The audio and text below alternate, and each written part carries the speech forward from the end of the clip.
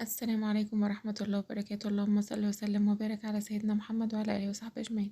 النهاردة هنعمل جبنة الكريمة بطريقة سهلة وبسيطة جدا. بربع كيلو جبنة قريش، أي جبنة قريش موجودة عندك في البيت. تحطي عليها معلقة لبن بودرة، دي اختياري، لو موجودة محطيها، مش موجودة متحطهاش. بننزل بشوية لبن ونحط حوالي ربع كوباية لبن. اللي عند بلندر مكانه كانت ضربة جبنة شيدر اللي هحطها دلوقتي.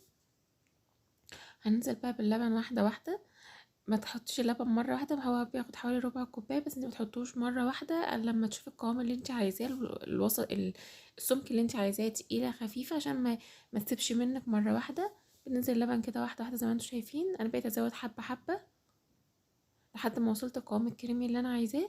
ونفضل نضرب بقى في الهاند بلندر او في الخلاط، اي حاجه متاحه عندك. ممكن برضو المضرب دلوقتي، بس هيقعد معاكي وقت طويل. هنا وصلت للقوام اللي انا عايزاه.